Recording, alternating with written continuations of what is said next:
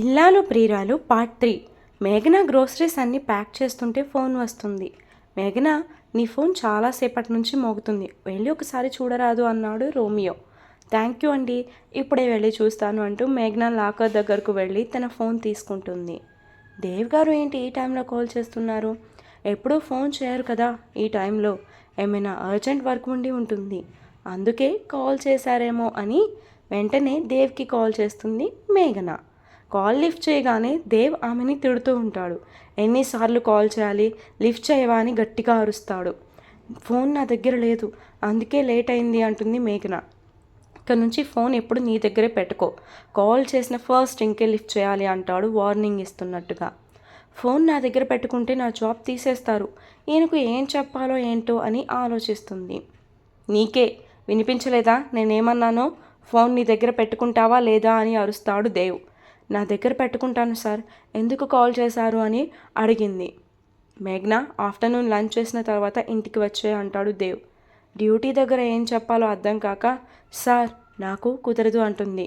అవన్నీ నాకు తెలియదు, షార్ప్ 2 o'clockకి నా దగ్గర ఉండాలి అని కాల్ కట్ చేస్తాడు. మేఘ్న ఫోన్ లాకర్లో పెట్టి తన ఫ్రెండ్ కీర్తిని చూస్తుంది. నన్ను చూస్తావేంటి, ఎవరు ఫోన్లో? బాయ్ ఫ్రెండా కొంపతీసి అని నవ్వుతుంది. నాకు ఎలాంటి బాయ్ ఫ్రెండ్ లేడు, కానీ నాకు ఒక హెల్ప్ కావాలి. ఏం హెల్పో చెప్పండి, చేయాలో లేదో ఆలోచిస్తాను అంది. ప్లీజ్ కీర్తి అలా అనకు, నాకు నీ హెల్ప్ ఖచ్చితంగా కావాల్సిందే. మనిద్దరం ఇక్కడే మాట్లాడుకుంటూ ఉంటే ఓనర్ వచ్చి తిడతాడు. ఫాస్ట్గా నీకేం హెల్ప్ కావాలో చెప్పు అంది కీర్తి మేఘనని. నాకు సడన్గా ఒక అర్జెంట్ పని వచ్చింది, నేను ఇక్కడ నుంచి వెళ్ళిపోవాలి. ఇదేమన్నా మీ ఇల్లా, నీ ఇష్టం వచ్చినప్పుడు రావడానికి పోవడానికి అంది కీర్తి. మార్నింగ్ లేటుగా వస్తావు, ఈవినింగ్ త్వరగా వెళ్ళాలి అంటావు. అయ్యో కీర్తి, నేను వెళ్ళాలి అనుకునేది ఆఫ్టర్నూన్, ఈవినింగ్ కాదు. మా మహాతల్లి, ఇప్పటికే ఎన్ని సెలవులు పెట్టావో తెలుసా నువ్వు ఈ నెలలో? కీర్తి ప్లీజ్, ఇప్పుడు అవన్నీ డిస్కస్ చేయకు, నాకు టైం అవుతుంది. నువ్వు నాకు హెల్ప్ చేస్తావా చేయవా? సరే త్వరగా చెప్పు ఏం చేయాలో, నాకు అక్కడ పని ఉంది. నేను కళ్ళు తిరిగి పడిపోయాను అని మేనేజర్కి చెప్పు, తను నన్ను ఇంటికి వెళ్ళిపోమని చెప్తాడు అంది మేఘన.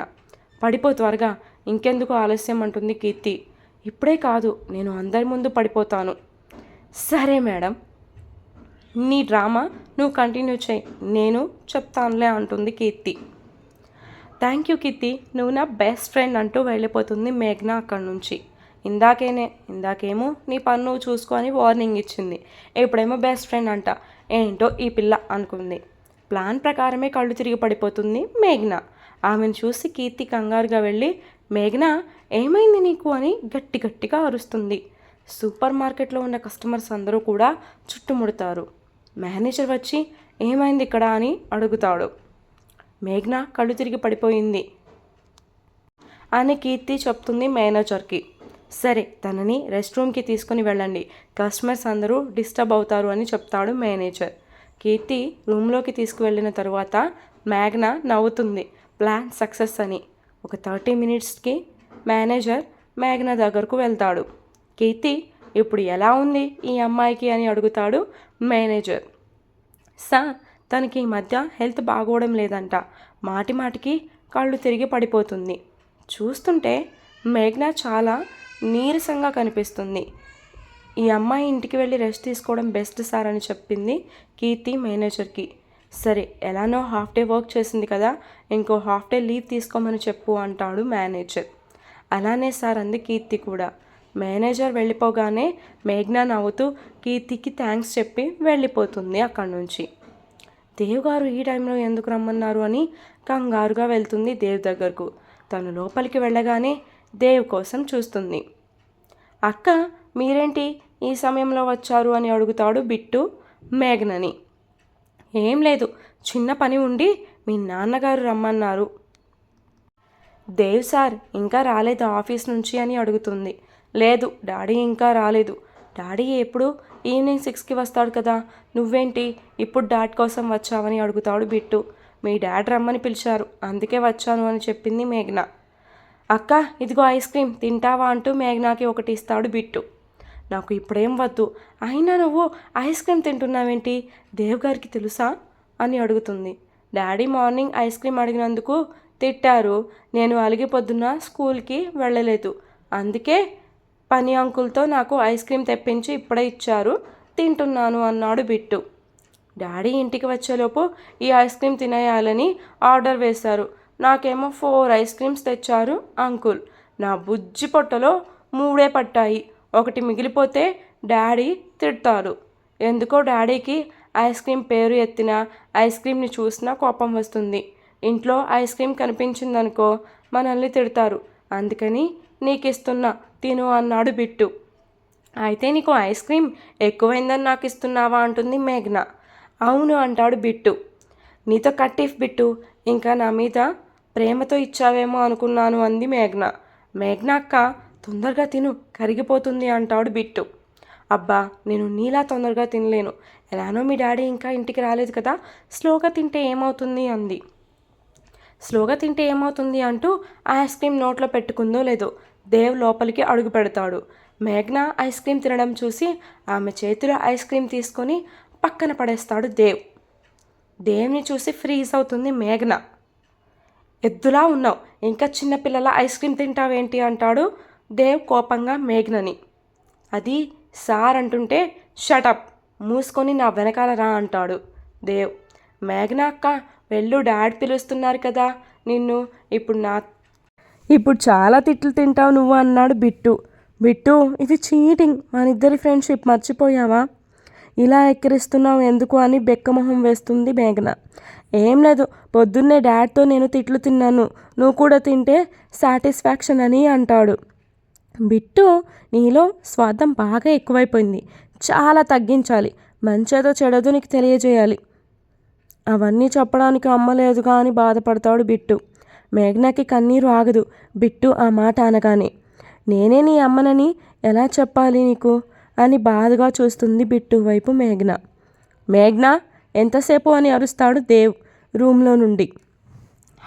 వస్తున్నా అంటూ ఫాస్ట్గా దేవ్ గదిలోకి వెళ్తుంది.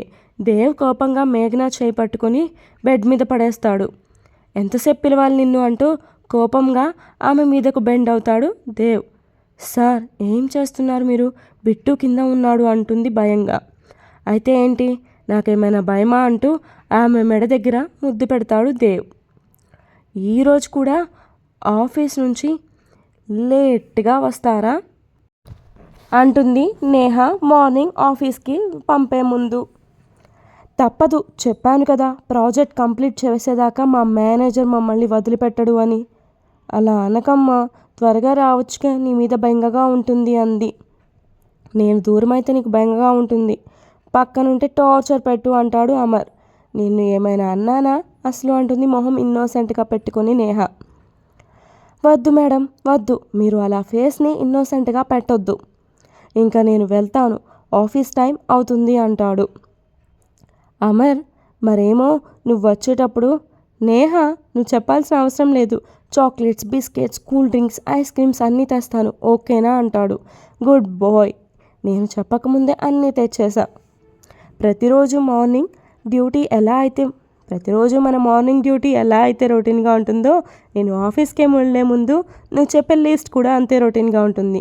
ఇంకా చిన్నపిల్లలాగా ఎందుకు అవన్నీ తింటావు, పళ్ళు పుచ్చిపోతాయి అంటాడు. అందుకే 2 times బ్రష్ చేస్తున్నాను అంది నేహ. నువ్వు తినే చెత్తకి 2 times కాదు 5 times అయినా బ్రష్ చేయాలి. ఇదిగో నువ్వు ఇలా మాట్లాడితే నేను అలుగుతాను అంటుంది. వద్దు మహాతల్లి, నువ్వు అలిగితే నేను బతిమలాడుతూ కూర్చోలేను. ఒక మంచి మార్నింగ్ కిస్ ఇచ్చేస్తే డే అంతా దాన్ని గుర్తుపెట్టుకొని ఉంటాను. దాన్నే గుర్తుపెట్టుకుంటా ఉంటే వర్క్ చేయలేవేమో అమర్ అంది నేహ. అసలు మార్నింగ్ కిస్ తీసుకోకపోతే యాక్టివ్గా వర్క్ స్టార్టే చేయలేను, అర్జెంట్గా మార్నింగ్ కిస్ తీసుకోవాల్సిందే అంటూ నేహ మీదకు వస్తాడు అమర్. ఈరోజు ఎపిసోడ్ ఇంతతో కంప్లీట్ అయిపోయిందండి. For more updates to follow me story continuous. కుదిరితే ఈరోజు ఇంకో అప్డేట్ 2 updates 3 updates ఇస్తాను కదా, అది ఇందులో కాదు లిప్లో ఇస్తానని ఉంటారు, బట్ ఇవ్వలేకపోయాను అందులో కూడా. For more updates to follow me story continuous. And నేనేం చెప్పాలి అనుకుంటున్నానంటే, కొత్త స్టోరీ మీకు ఎలా నచ్చింది ఏంటి అనేది కొంచెం కామెంట్స్ చేసి చెప్తే నేను హ్యాపీగా ఫీల్ అవుతాను. సో కామెంట్స్ రావట్లేదు అబ్బా ఈ మధ్య. అండ్ నేను కూడా రెగ్యులారిటీ మిస్ చేశాను కదా, మీరందరూ కూడా చదవడానికి ఇంట్రెస్ట్ చూపించడం లేదని నేను ఫీల్ అవుతున్నాను. సో ఈ రోజు నుంచి ఫిక్స్ అయ్యానమాట. ఎన్నిసార్లు చెప్తావు ఈ రోజు నుంచి అంటావు, మళ్ళీ 4 రోజులకి నార్మల్ అవుతుందని.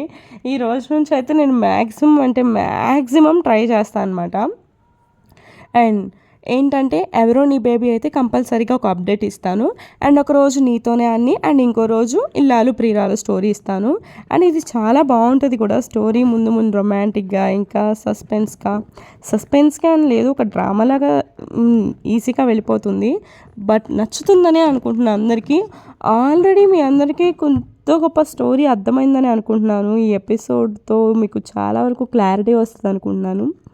స్టోరీ అర్థం కాకపోతే ముందు ముందు చదువుతూ ఉంటే తెలుస్తుంది. బట్ ఇది మాత్రం ఫుల్ ఎంటర్టైన్మెంట్గా ఉంటుందని మాత్రం మీకు మాట ఇవ్వగలను. అండ్ ఇంకేం లేదు, ఈ రోజుకైతే ముచ్చట్లు కానీ చేసేద్దామా.